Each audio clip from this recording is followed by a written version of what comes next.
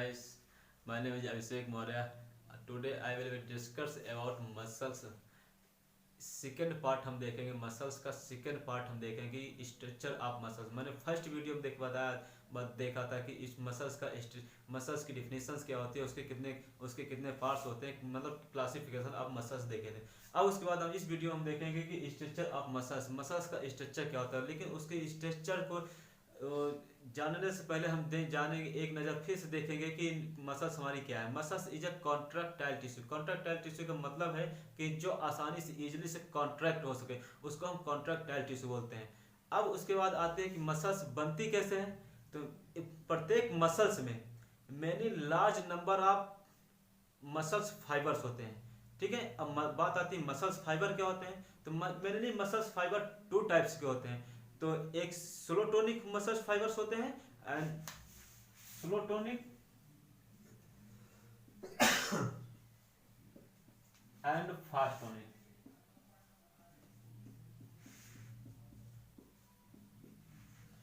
स्लोटोनिक और फास्टोनिक होता क्या है। स्लोटोनिक का मतलब ये होता है कि इसका जो कलर होता है, ठीक है। स्लोटोनिक फाइबर्स का जो कलर होता है वो रेड होता है। और रेड किस लिए होता है, क्योंकि उसमें जो मायोग्लोबिन है उसकी संख्या, उसकी मात्रा ज्यादा होती है, ठीक है। और उस मायोग्लोबिन की मात्रा ज्यादा इसलिए होती है क्योंकि उसमें माइक्रोकांडिया एंड ऑक्सीडेटिव एंजाइम प्रेजेंट होते हैं। और ऑक्सीडेटिव एंजाइम अधिक मात्रा में होते हैं और फास्फोलाइसिस जो होता है वो पुअर होता है। इसलिए स्लोटोनिक का जो कलर होता है वो रेड होता है, ठीक है। अब बात आती है फास्टोनिक। फास्टोनिक क्या है। फास्टोनिक जो होता है ये व्हाइट कलर का होता है।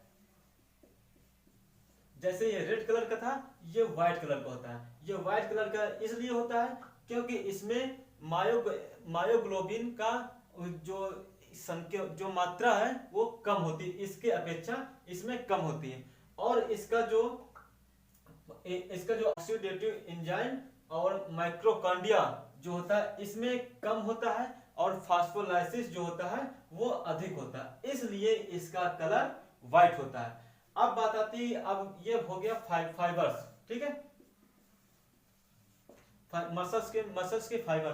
अब बात आती है मसल्स के फाइबर्स कैसे बनते हैं। तो मसल्स के जो फाइबर्स होते हैं, इन मसल्स फाइबर्स में many large number of nucleus, इसमें बहुत सारे न्यूक्लियस प्रेजेंट होते हैं। और वो न्यूक्लियो, ठीक है, जो कि सिलेंड्रिकल सेल के होते हैं। और उनका जो साइज होता है 1 mm से लेके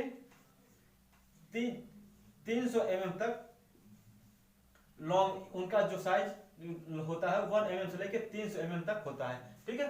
और फिर उसके बाद जिसको हम माइक्रोफाइब्रिल बोलते हैं। और माइक्रोफाइब्रिल क्या होता है। माइक्रोफाइब्रिल में 2 बॉन्ड्स प्रेजेंट होते हैं। 2 बॉन्ड्स प्रेजेंट होते हैं।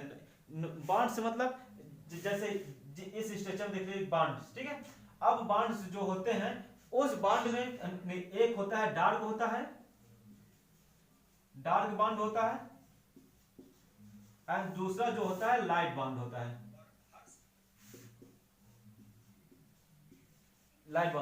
और जो डार्क बॉन्ड होता है उसको हम आइसोमेट्रिक बोलते हैं, आइसोटोनिक। और जो लाइट बॉन्ड होता है उसको हम आइसोटोनिक बोलते हैं, ठीक है। अब हमारे जो माइक्रोफिब्रिल होता है उसमें isotonic and isotonic bond present होते हैं, ठीक है। अब उसके बाद हम देखते हैं इसका स्ट्रक्चर क्या कहता है।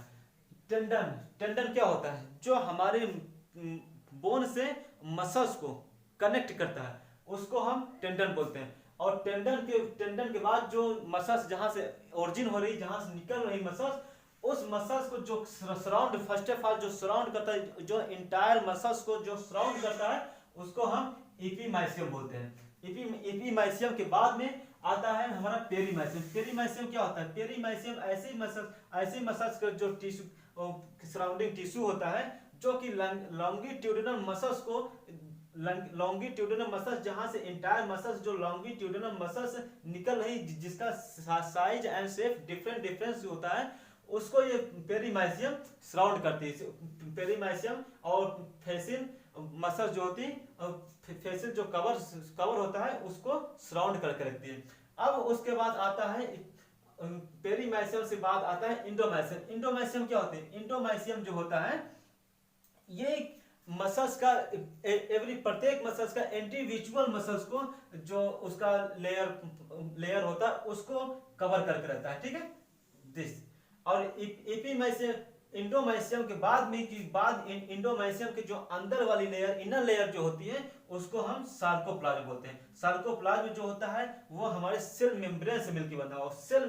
सेल मेम्ब्रेन के अंदर जो होता है वो मायोफाइब्रिल जिसका कि हम अभी इसके पहले कुछ टाइम पहले हम डिस्कस कर चुके थे कि मायोफाइब्रिल जो होता है very large number of nucleus से मिलकर बना था। और एक मतलब मायोफाइब्रिल में डार्क बांड प्रेजेंट होते हैं, जो कि light bond and dark bond होता है, ठीक है।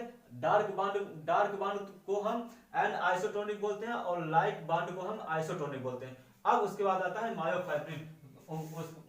मायोफाइब्रिल के बाद आता है मायोफिलामेंट, जो कि जहाँ पे मसल जो हम होती है हमारी इंसर्ट्स होती है हमारे बोन में। Thank you. अगर वीडियो अच्छी लगी हो तो प्लीज़ लाइक करिएगा, कमेंट करिएगा।